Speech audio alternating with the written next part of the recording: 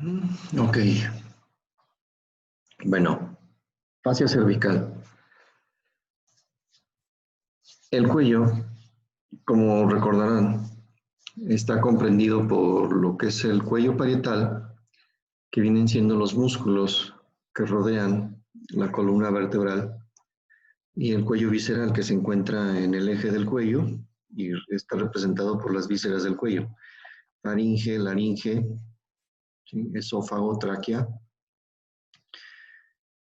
Y como el cuello está sometido siempre a movimiento, hay mucho movimiento en esta área del cuerpo, algo que va a intervenir o va a ayudar a que este movimiento se haga, digamos, de una forma natural, libre, sencilla, son las fascias cervicales.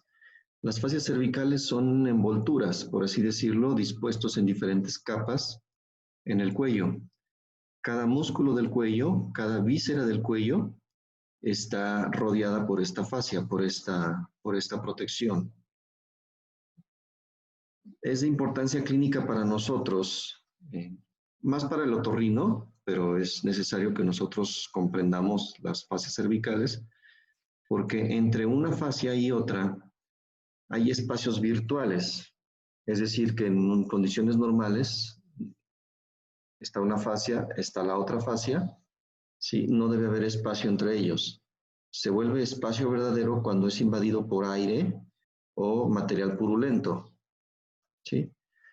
Estos espacios virtuales se pueden comunicar directamente con las regiones, del cuello, la región suprayoidea, regiones de la cara, y de ahí pueden migrar directamente a lo que es el mediastino.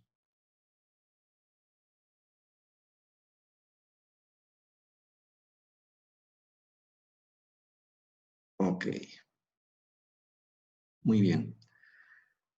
Si hacemos un corte transversal, es decir, más o menos a este nivel, y hacemos esto, lo vemos de esta forma, es lo que está diciendo aquí. En un corte transversal del cuello podemos observar tres planos musculares, músculos que ustedes ya conocen: el plano muscular anterior y lateral.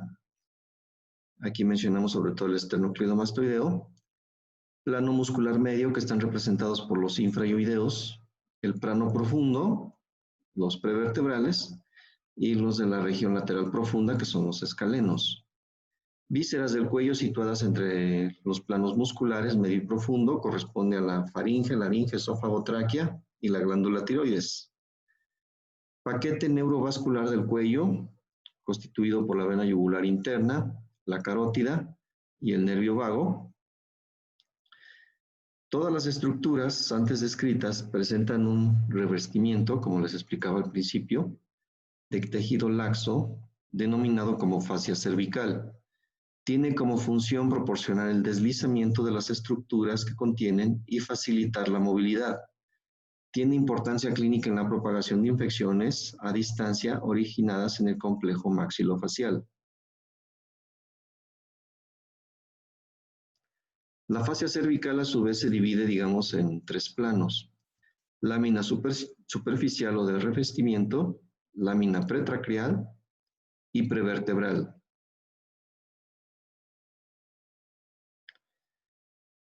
La lámina superficial corresponde a una vaina completa para el cuello, es decir, va a rodear todo lo que es el cuello, todo, ¿sí? Se inserta superiormente en la línea nucal superior, apófisis mastoides, cartílago del conducto auditivo externo, fascia maseterina, ¿sí?, o sea, fascia del músculo masetero, y borde inferior de la mandíbula. Por debajo se inserta en el manubrio del esternón, cara superior de la clavícula y borde posterior de la espina de la escápula. En la cara profunda, a nivel del borde anterior del trapecio, se desprende un desdoblamiento, el cual va a envolver a los músculos escalenos. A su vez, aquí se distinguen dos partes de la lámina, una parte anterior y una posterior. Su parte anterior va a recubrir a lo que son los músculos de la región infrayoidea, la cual se adhiere fuertemente a la cara anterior del yoides. A los lados recubre el esternocleidomastoideo y en posterior al trapecio.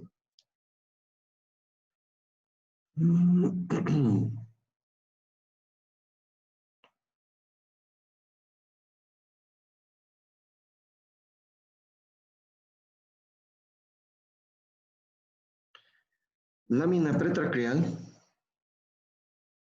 presenta a su vez dos hojas, una lámina superficial que se extiende del músculo moyoideo a otro, envolviendo dichos músculos y a los esternocleidoideos. Una hoja profunda envuelve a los otros músculos infrayoideos.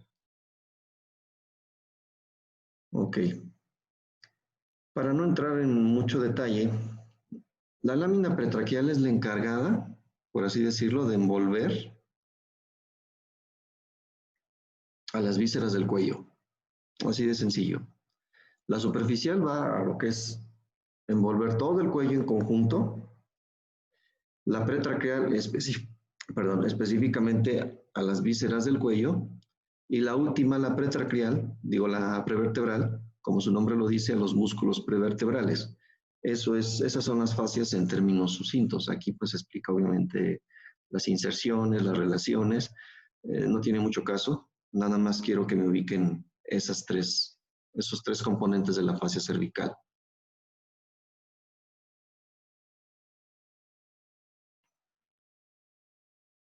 Y la última porción, la lámina prevertebral, como su nombre lo indica, recorre los músculos prevertebrales y a los músculos laterales del cuello. La fascia de los escalenos se prolonga lateralmente hasta estar en relación con la lámina superficial. Y aquí también habla de unas partes, no tiene caso, esto tiene más importancia para el otorrino, para nosotros no tiene mucha relevancia. Vaina carotidia, es decir, un desdoblamiento de la fascia cervical que se va a encargar de envolver lo que es el paquete neurovascular del cuello. Ahora, es importante recalcar que cada una de las estructuras que forman el paquete neurovascular del cuello, cada uno tiene su propia vaina, es decir, la arteria carótida, la vena yugular interna tienen su propia vaina, el nervio vago tiene su propia vaina y estos a su vez están envueltos por una vaina en común, que es la vaina carotídea. Aquí la vemos en la imagen. Lo que está en rojo es la lámina superficial o de revestimiento, ¿sí? Como ven, rodea todo lo que es el cuello y tiene aquí dos desdoblamientos, uno para el esternocleidomastoideo y otro para el trapecio, ¿sí? Todo esto que está aquí sería la vaina pretraqueal o visceral. Aquí presenta otros desdoblamientos, la vaina carotídea, ¿sí? Y esta vaina que está en morado es para los músculos infrayoideos. Y la última, la prevertebral, es esta, cubriendo lo que son los músculos prevertebrales en la porción anterior y en la porción lateral profunda, los escalenos, y también los tres planos de los músculos de la nuca, en esta zona. ¿Ok?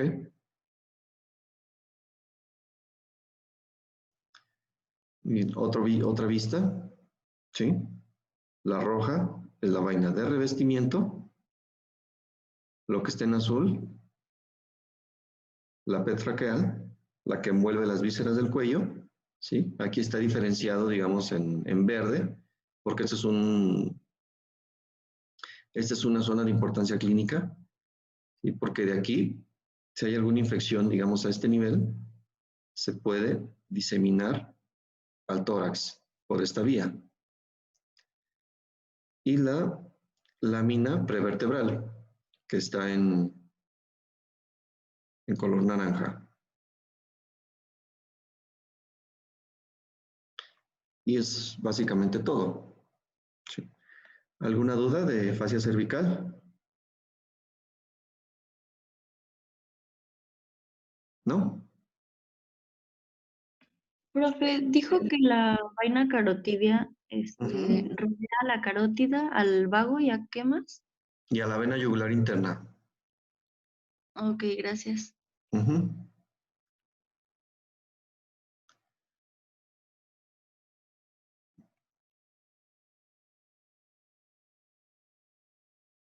A ver.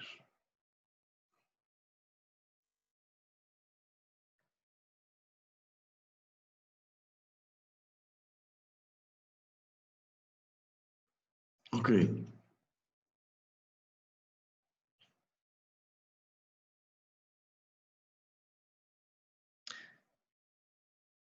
Ok, vamos a entrar a lo que es la verdadera anatomía topográfica. Todo lo que hemos visto anteriormente ha sido meramente anatomía descriptiva, es decir, describir hueso de uno por uno, músculo de uno por uno, vasos y nervios de uno por uno. Ahora, todo esto lo vamos a ver en conjunto en diferentes regiones, ¿sí? Esta es la verdadera anatomía topográfica. Se tiene que ver así porque este es lo que tiene más importancia clínica, ¿sí? Obviamente, como estomatólogos, si van a ser nada más generales, hay unas regiones que tienen más relevancia para nosotros que otras. Si les interesa cirugía maxilofacial, sí es importante que dominen otras regiones. Las primeras regiones que vamos a ver son las denominadas paredes craneales, es decir, aquellas regiones que van a recubrir o que están en relación con el neurocráneo, exclusivamente neurocráneo, ¿sí? Son únicamente 4 regiones. La región occipitofrontal o epicraneal, la región superciliar, la región mastoidea y la región temporal, ¿sí? Solamente son 4 regiones, ¿sí? Algunos autores, la primera que vamos a ver va a ser la región superciliar, es decir, la región de las cejas. A eso se refiere. Una pequeña región aquí, en forma de arco. Esa es la región superciliar. Algunos autores, esta región la estudian junto con la región epicraneal, ¿sí? O la región occipitofrontal, es decir, que desde la parte occipital se prolonga hacia adelante hasta llegar a la zona de las cejas, ¿sí? Me parece que Rubier así lo describe, pero esta es una descripción de Testi que me parece más completa, ¿sí? Aquí sí estudiamos la región de las cejas de forma separada. Ok, paredes craneales, como ya les había dicho, corresponden a las regiones que rodean al neurocráneo y se describen, bueno, aquí Testi describe 5, pero esta última en realidad no existe. La región superciliar, occipitofrontal, la mastoidea y la temporal, y la región de la base de cráneo. Pero la base de cráneo, digamos, se estudia en otras áreas, por así decirlo. ¿Sí? Entonces, no solamente se menciona que sí, o sea, forma parte del neurocráneo, pero la base de cráneo o regiones se estudia en regiones profundas. ¿Me explico? ¿Sí? Esta sola, de hecho, aquí viene la mención.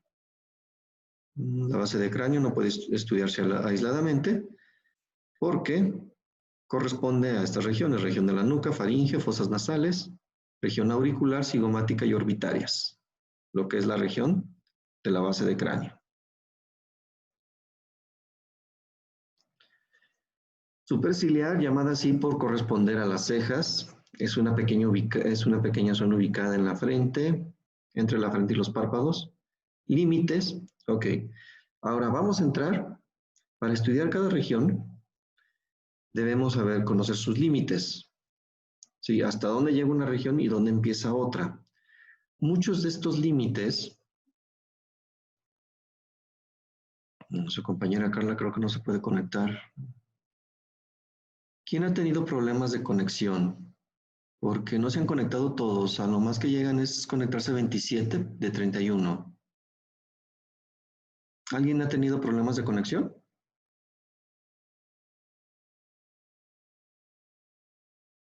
¿No? Yo, pero ya lo arreglé. Ok. Porque ya nos dieron la indicación. ¿Quién ha tenido problemas para entrar a aula virtual? O a lo mejor lo pregunto por el chat, porque hay 4 personas que no se han conectado.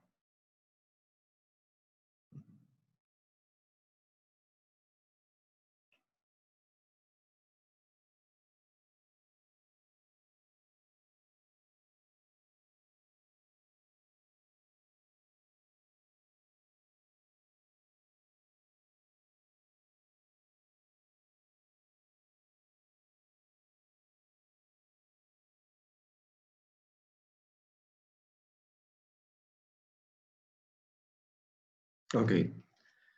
Entonces, como les decía, los límites en algunas regiones son muy específicas, se notan perfectamente bien, ¿sí? Son inequívocas, pero en otras regiones estos límites son algo difusos, ¿sí? Como vamos a ver en algunas regiones, ¿sí? Ahí prácticamente el límite no lo tenemos que fumar, no lo tenemos que imaginar, ¿sí? En el caso de la región superciliar, pues es relativamente fácil identificar. Los límites. El límite superior es una línea de curva con concavidad inferior que separa de la región occipitofrontal. Inferior, una línea igualmente curva que corresponde al reborde supraorbitario. El límite inferior, obviamente, es más específico, ¿sí? El reborde supraorbitario, ¿sí? El límite superior es un poquito más complejo, difuso, pero para poderlo identificar, ¿sí? Hay que ubicar lo que es la eminencia superciliar, ¿sí? O sea, un topecito en forma de arco que vamos a sentir. Donde termina ese topecito, ahí termina la región superciliar. ¿Ok? Ahí tienen que utilizar el tacto para poder determinarlo. Los límites laterales y mediales corresponden a los mismos que el arco superciliar. Igual, esta misma eminencia, donde se deja de sentir el lateral, ahí termina la región superciliar. Y en la línea media, ¿sí? Sería en el entrecejo, ¿sí? Aquí en algunas ocasiones, en algunas personas, la región superciliar de un lado se continúa con la del otro.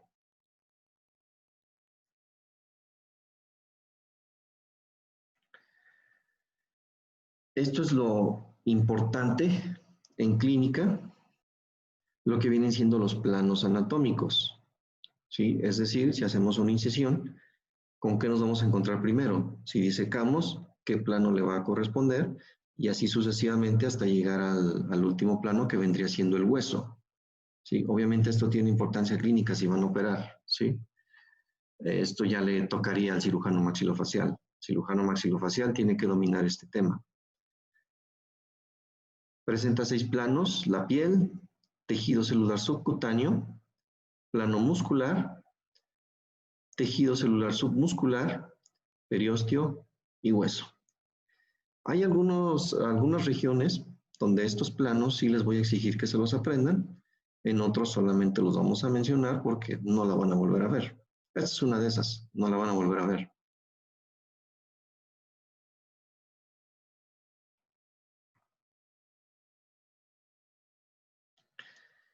Características de la piel.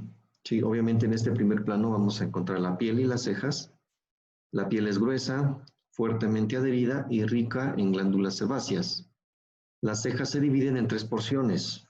¿Sí? Aquí tenemos una ceja, la podemos dividir en 3, más o menos aquí y aquí. Por lo tanto, esta primera porción es la cabeza de la ceja, ¿sí? Corresponde a la extremidad interna. Una extremidad externa o más o menos afilada, por ejemplo esta sería la extremidad externa y corresponde a la cola de la ceja. Y una parte media entre estas dos, entre la cabeza y la cola, aquí. Las cejas están separadas una de otra por el espacio interciliar. En ocasiones ambas cejas están unidas. Siguiente plano es el tejido celular subcutáneo, esencialmente constituido por trabéculas conjuntivas que emanan de la capa muscular y van a implantarse a la cara profunda de la dermis cutánea.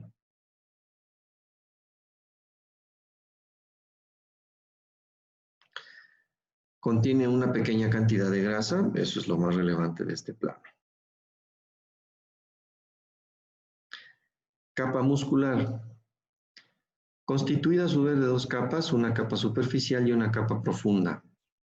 La capa superficial está representada por la parte superior del orbicular de los párpados, porque el orbicular de los párpados, ¿sí? Todavía se extiende un poquito más allá de lo que es la órbita. En la parte superior se añaden fibras del músculo frontal. Recuerden que algo característico de los músculos de la expresión facial es que se entrelazan entre sí. ¿Sí? Tienen una íntima relación entre ellos. Difícilmente un músculo de la expresión facial va a estar de forma aislada. La capa profunda está representada por un único músculo, el músculo ciliar o superciliar. Un músculo muy pequeñito que se encuentra en esta zona, ¿sí? Cubierto por el orbicular sin adherirse a él, salvo en su extremidad distal. Los vasos y nervios supraorbitarios corren por esta capa. Aquí tenemos el primer plano. Aquí se ha disecado lo que es la piel y el tejido celular subcutáneo. La piel aquí está. Y el tejido celular subcutáneo es esta capa. Y llegamos a los músculos. Esta sería obviamente la capa superficial. Estas fibras que se ven aquí en disposición vertical son fibras del músculo frontal. Y estas fibras en forma de arco son fibras del orbicular de los párpados. Y si se fijan por aquí, están pasando vasos y nervios, ¿sí? Exclusivamente venas. Recuerden que las venas siempre son más superficiales que las arterias. Y nervios. Ahorita vamos a ver cuáles, ¿sí? Disecamos la capa muscular superficial y vamos a encontrar la capa superficial profunda, correspondido por un único músculo, el músculo superciliar. Aquí está. ¿Sí? Aquí vemos el paquete neurovascular supraorbitario, nervio, arteria y vena supraorbitaria. Aquí está. Ahorita vamos a ver estos ramos. Tienen diferente procedencia. Estos son ramos del nervio lagrimal. Este es el supratroclear, el que está aquí, más lateral, ¿sí? Y estos ramos pueden provenir de la temporal superficial. Capa celular submuscular.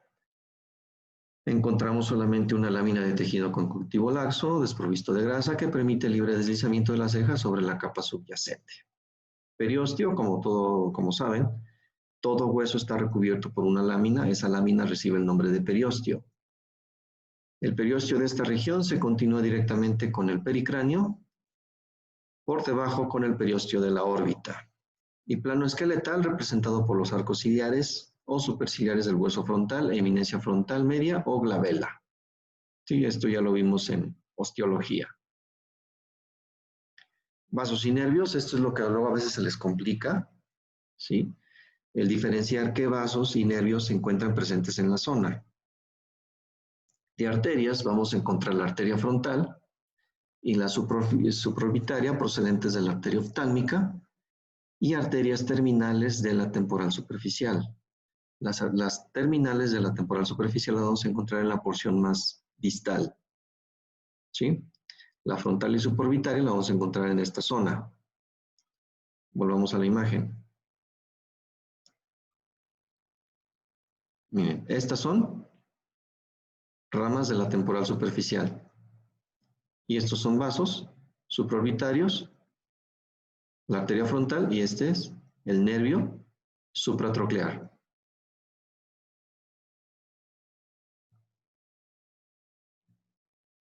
Venas, venas afluentes de la vena oftálmica y temporal superficial, vienen siendo homólogas a las arterias. Linfáticos, los vasos linfáticos internos van a los vasos linfáticos frontales, después a los faciales y terminan en los ganglios submandibulares. De hecho, casi la mayoría de los ganglios faciales van a terminar en los ganglios linfáticos submandibulares. Los vasos de la mitad externa terminan en los ganglios parotídeos. Nervios, ramos motores, nervio frontal y palpebral del tronco temporofacial del facial. ¿Sí? El nervio frontal va a inervar lo que es el músculo frontal y el palpebral va a inervar al auricular de los párpados. ¿Ok? Estos son ramos motores. Sensitivos, nervio supratroclear, nervio supraorbitario y algunos ramos del lagrimal. Volvamos otra vez a la imagen. A ver, esto se ve mejor. Estos ramos que vemos aquí, en la porción distal de la región, estos son ramos terminales del nervio lagrimal, TB1. Estos que están aquí. ¿Sí? Este es el nervio supratroclear y este es el supraorbitario. Todos estos son ramos sensitivos. Ramos motores no vienen representados, al menos no se ven por aquí, pero sería el ramo frontal que vendría desde acá y el ramo y los ramos palpebrales para el orbicular de los párpados. El superciliar puede estar inervado ya sea por los palpebrales o por el frontal, más frecuentemente por los ramos palpebrales.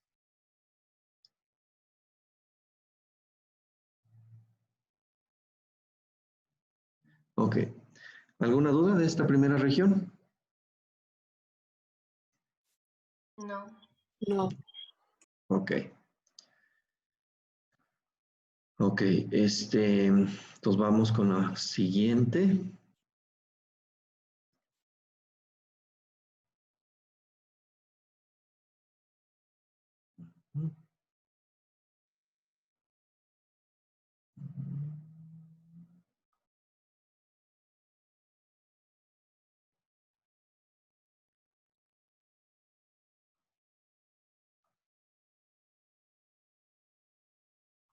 Ok. En teoría vamos a un buen ritmo, pero en laboratorio sí estamos muy atrasados. En cuanto al laboratorio, pues no estoy muy de acuerdo que se dé en línea, no tiene un despropósito, no es lo mismo estudiar una imagen que estudiar un modelo o en el cadáver, pero bueno, pues hay que adaptarse. No hemos visto ninguna de las prácticas desde que empezó esta contingencia. Creo que el último laboratorio fue músculos del cuello, ¿no? ¿Sí fue la última o cuál fue la última que vimos? Sí, músculos del cuello. Músculos del cuello. La siguiente era angiología y se supone que ahorita ya deberíamos estar en neuro 2. Sí, entonces vamos muy atrasados. Ayer me confirmaron que sí, el día de mañana no hay clases, y también me confirmaron que tanto teoría como práctica se va a hacer todo virtual. ¿Sí? En teoría no hay problema, porque en aula virtual se puede hacer un cuestionario, ¿sí? El problema es el laboratorio.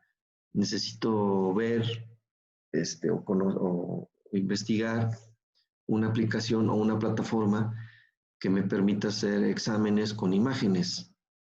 Sí, es lo único que se me ocurre para cubrir esa parte del laboratorio. Obviamente no va a ser lo mismo que tener un modelo, pero pues obviamente sí, el semestre en ustedes, en la cuestión práctica, pues sí, se va a tener que ser más flexible. No es lo ideal, pero pues obviamente pues las circunstancias se van a tener que hacer así. Sí, obviamente yo voy a dar más énfasis a lo que van a seguir viendo. Sí, y los laboratorios, los exámenes que corresponderían a los laboratorios, me voy a enfocar más a lo que ustedes van a seguir viendo. Músculos de la masticación, trigémino, maxilar y mandíbula. En eso me voy a enfocar, porque de por sí los exámenes en línea no se pueden hacer muy extensos. ¿Sí? Y pues su guía de estudio van a ser sus prácticas.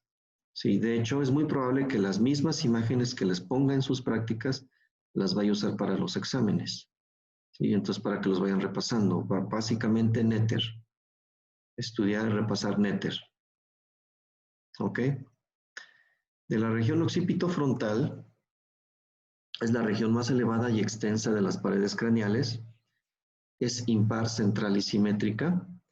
Sus límites, el límite anterior es una línea curva con concavidad hacia abajo, que viene a ser el límite superior de la región ciliar, que parte de la eminencia frontal media o glabela hacia afuera hasta la apófisis orbitaria externa, más o menos hasta este nivel.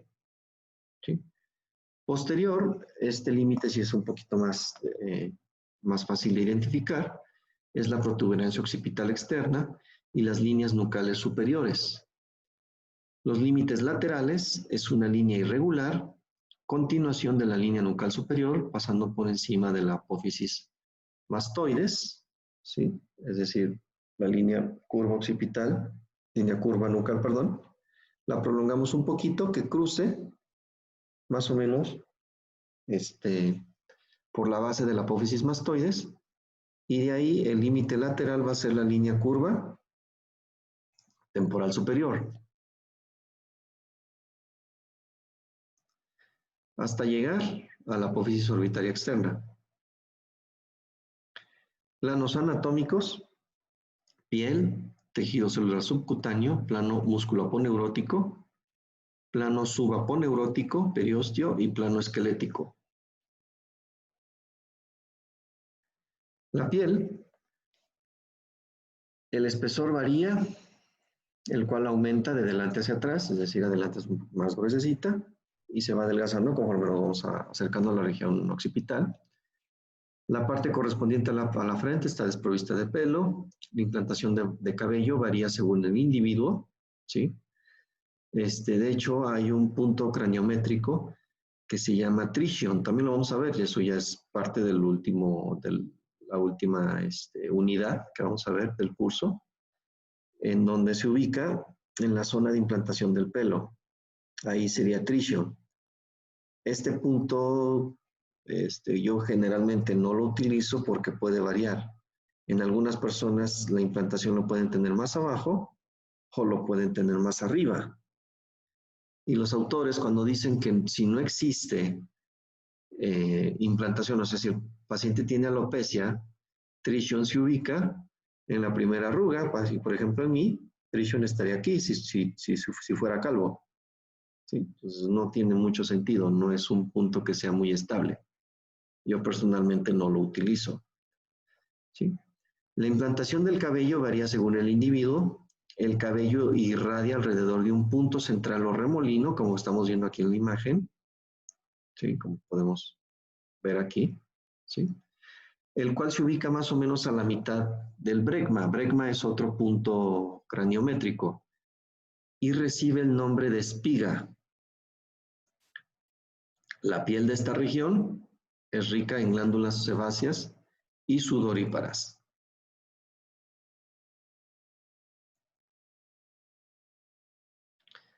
Tejido celular subcutáneo: el panículo adiposo de esta región es muy singular. Está constituido por trabéculas conjuntivas gruesas y cortas que van de la capa profunda de la piel al plano musculoaponeurótico. Debido a esto, estos tres planos están íntimamente relacionados, están unidos, dificultando la disección del músculo frontal. Esto es algo típico de esta región, ¿sí? Está tan adherido al tejido celular subcutáneo que muy difícilmente vamos a poder disecar lo que es el músculo frontal. Esto tiene importancia clínica, sobre todo para cirugía plástica. Plano musculoaponeurótico se compone de los músculos frontal, occipital y la aponeurosis epicranial que los separa. Si recuerdan, cuando vimos músculos de la expresión facial, ¿sí? El occipital y el frontal, occipital y frontal, están unidos por la aponeurosis epicranial. Plano subaponeurótico, es decir, quitamos estos músculos y la fascia epicranial, nos vamos a encontrar con este plano, constituido por tejido extremadamente laxo, desprovisto de grasa, el cual permite libre deslizamiento de las capas precedentes. Es por eso que si ponemos nuestra mano aquí y hacemos esto, ¿sí? La piel y los planos que están por debajo de la piel se van a poder mover fácilmente, se van a poder deslizar. Este plano es el que le permite esa movilidad. Periósteo, denominado en esta región como pericráneo, este se adhiere débilmente al hueso, es un poco vascularizado, por lo que tiene un papel insignificante en la osteogénesis. Plano esquelético, constituido por el frontal, parietales y occipital. vasos y nervios. Es un poquito extenso porque es una zona muy vascular, muy ricamente irrigada, ¿sí?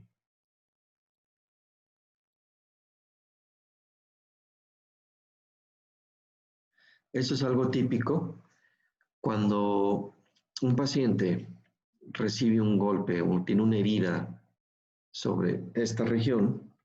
Son heridas muy escandalosas, hay mucho sangrado, ¿sí? Es porque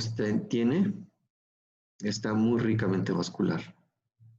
Arterias, vamos a encontrar la arteria supratroclear y supraorbitaria, procedentes de la arteria oftálmica, ramas terminales de la arteria temporal superficial, obviamente viene por un lado, la supratroclear y la supraorbitaria van a, digamos, a originarse en la parte anterior de esta región y van a ascender más o menos hasta acá.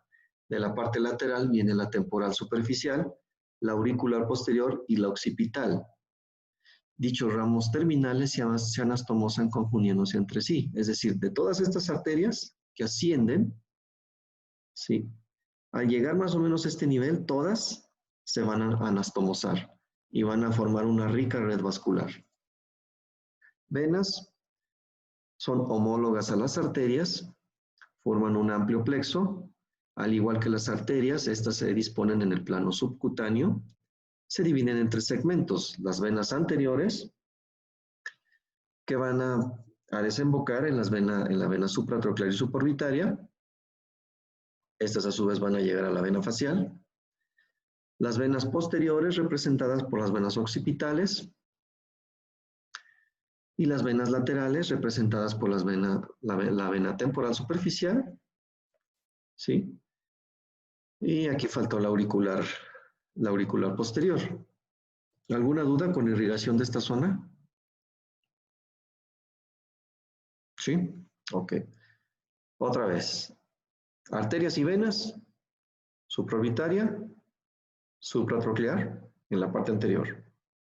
Parte lateral, ramas terminales de la temporal superficial, auricular posterior.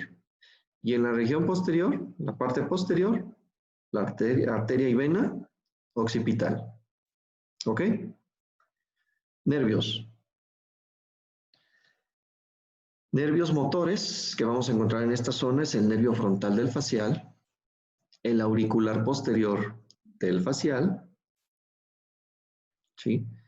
El nervio suboccipital de los troncos posteriores de los nervios cervicales. El nervio suboccipital es el que va a inervar al nervio occipital. Sensitivos, nervio supratroclear, supraorbitario, nervio temporal superficial del aurículo temporal y nervio auricular mayor del plexo cervical. ¿Ok? Aquí vemos la región. ¿Sí? Aquí vemos arterias y venas que proceden supratroclear y supraorbitario. Laterales, estas vendrían, todas estas, de la temporal superficial. Más atrás, aquí esta chiquita, de la auricular posterior, aquí esta. Y más atrás, aquí, esta ya vendría del occipital. Otra vez, supratroclear, supraorbitaria, temporal superficial, auricular posterior y esta de acá atrás, del occipital. ¿Ok? Arterias y venas. ¿Sí? Y si se fijan, entre todas, aquí en esta zona, se anastomosan entre sí. Es por eso que una herida en el cuero cabelludo es muy escandalosa. Hay mucho sangrado. Y de nervios, nervios motores, aquí no viene representado, pero si recordarán, recordando esto lo vimos en músculos de la expresión facial, y cuando vimos específicamente facial, músculo frontal inervado por el ramo frontal del facial. El auricular posterior viene a inervar lo que son los músculos auriculares ¿sí? Y el suboccipital que va a inervar, le va a dar inervación motora al músculo occipital. Y sensitivos, nervio supraorbitario, supratroclear, temporal superficial, aquí se ve señalado en negro, ¿sí? El auricular mayor y el occipital menor.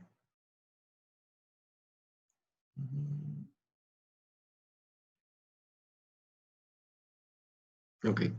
¿Alguna duda con vasos y nervios de esta región? ¿No? Ok. No. Linfáticos. Los linfáticos, al igual que las venas, nacen de una rica red que se divide en 3 grupos. Aquí, como viene señalado aquí.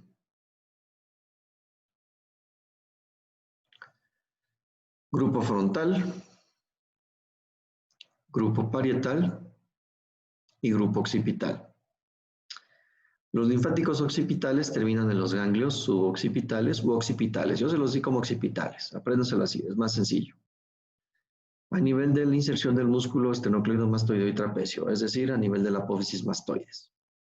Los linfáticos parietales que pasan por delante de la oreja terminan en los ganglios parotidios y los que pasan por detrás en los ganglios mastoideos.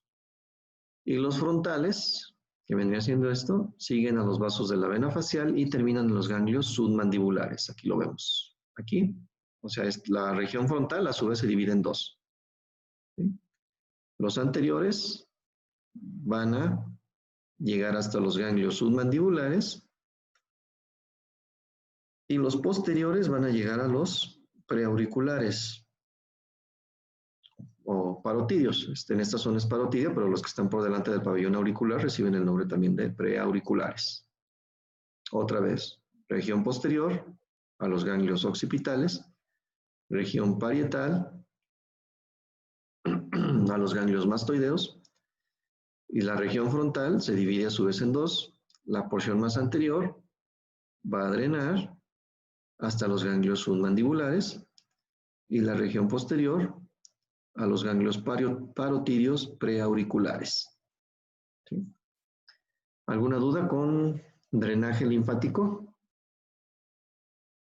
¿No? Sencillo, ¿no? Ok. Bueno, entonces hasta aquí veríamos el día de hoy. ¿Alguien tiene alguna pregunta, duda con temas anteriores? ¿O alguna pregunta en general de estos temas? Profe, por ejemplo, bueno, estaba repasando arterias y venas y en el Sí. néter, por ejemplo, dice que la vena es posterior a la arteria y en el néter sale viceversa. La vena es anterior a la arteria. Ok. Sí, lo que son las venas son muy caprichosas. La verdad es que no hay una disposición única. Sí, o sea, sí pueden ser anteriores o posteriores. Pueden formarse como se les pegue la gana. Entonces, estudiar una disposición a rajatabla de las venas en realidad es un despropósito porque son muy, muy, muy variables. La mayoría de los autores tratan, digamos, de hacerlas homólogas a las arterias. Las arterias sí tienen una disposición más constante. Entonces, para no dificultar el estudio, porque tratar de describir todas las variables que tienen las venas sería muy complicado. Sí, por ejemplo, las venas del dorso de la mano, ¿sí? Compárenla entre ustedes, entre sus familiares, ¿sí? Y van a ver que nadie la tiene la disposición igual. Entonces, tratar de estudiar una disposición en las venas es un despropósito. ¿Me explico? Sí, ¿Sí? sí. ¿Alguna otra?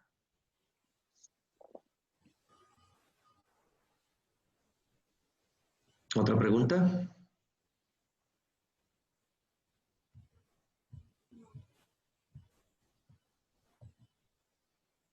Profe, ¿de angiología nos tenemos que aprender las ramas o literal todo? Literal todo. Bueno, le voy a decir qué arterias sí les voy a pedir que dominen. ¿Sí? Obviamente, La maxilar interna es así, se tienen que aprender todo. ¿Sí? Sus 15 ramas. Las ascendentes, las descendentes, las anteriores, las posteriores, la terminal. Sí, es así. La temporal superficial también se la tiene que aprender. Y no porque la vayan a aplicar mucho, sino para que comprendan las regiones. ¿Sí? Otra que también se tienen que aprender es la facial. La lingual es cortita, nada más tiene 4 ramas. La auricular posterior, nada más de esa no voy a exigir que se aprendan las ramitas, nada más quiero que ubiquen que esa es la que irriga la parótida. Eso es lo único que quiero que aprendan de la auricular posterior. ¿Sí? Entonces, de las que sí me tienen que dominar es maxilar interna, temporal superficial, facial y lingual, con esas, nada más esas. La auricular posterior nada más que irriga la parótida. La occipital la pueden olvidar, esa me vale madre, que se la aprendan. ¿Sí? La oftálmica es muy compleja, tampoco tiene caso que se la aprendan. Y esa no la van a volver a ver. ¿Qué otra arteria? Del sistema de la subclavia tampoco. ¿Sí? Tampoco tiene caso. ¿Sí? O sea, nada más que sepan que está ahí, que existe y que aporta vasos al cerebro y nada más. ¿Ok? Pero de las 4 primeras que les dije, esas sí me tienen que dominar todas las ramitas. ¿Alguna otra pregunta?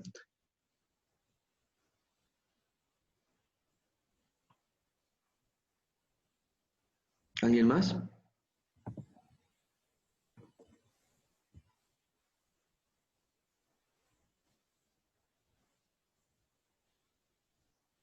Profe, última pregunta.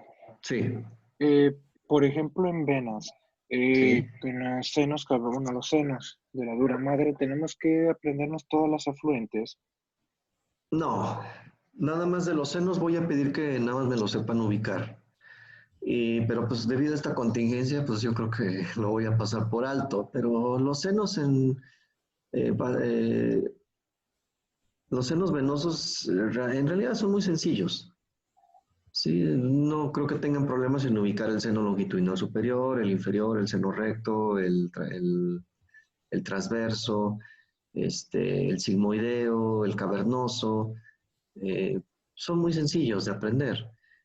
Ahí el seno que tiene más importancia clínica es el seno cavernoso, porque recuerden que el seno cavernoso, dentro de él, pasa la arteria carótida interna, el par craneal 3, 4 y en ocasiones también B1. Eso es lo importante. Si hay una afección vascular en ese seno, va a comprimir esos nervios y va a provocar que el paciente tenga la imposibilidad de mover los ojos. ¿Sí? Obviamente ustedes no lo van a tratar. A mí nunca me ha llegado un paciente con síndrome de Tolosajón, que así se le conoce.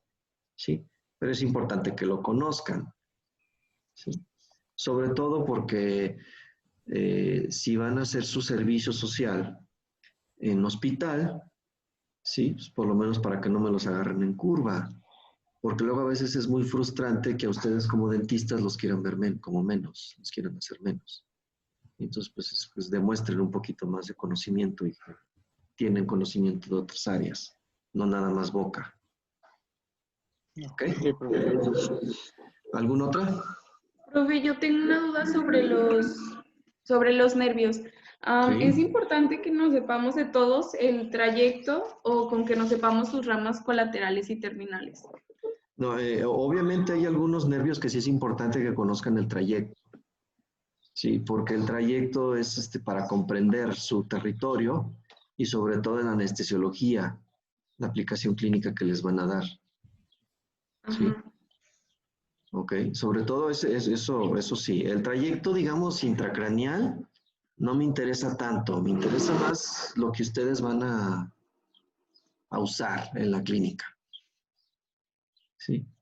Porque intracranealmente pues no tiene caso, eso no lo van a ver, nada más que sepan pues que, por ejemplo, que B2 va a emerger del cráneo por el agujero redondo y del agujero redondo va a llegar a la fosa pterigopalatina Y de la fosa pterigopalatina se va a continuar en el piso de órbita, y del piso de órbita pues va a salir por acá. Sí, obviamente del trigemino, pues sí tienen que saber eso. De B3 que va a emerger del agujero oval y va a llegar a lo que es la fosa cigomática. Sí, y de ahí pues cómo se va a distribuir. Que el dentario inferior va a descender, va a entrar por el conducto mandibular o conducto dentario inferior, ¿sí? Va a recorrer todo el espesor de la mandíbula, a nivel de premolares se va a dividir en dos, en un ramo incisivo que se va a continuar hasta los incisivos, y el ramo mentoniano que va a emerger por el agujero mentoniano que se encuentra entre los premolares. ¿Sí? Obviamente eso sí lo tienen que dominar. Sí, gracias. ¿Qué más?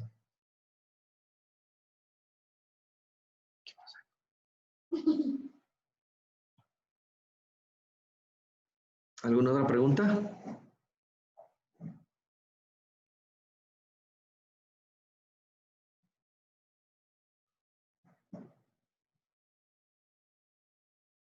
¿No? Bueno, entonces damos por terminada la sesión de hoy. Entonces nos vemos el lunes a la misma hora. ¿Ok? Ok, gracias. De nada, hasta luego. Gracias, bye. Gracias.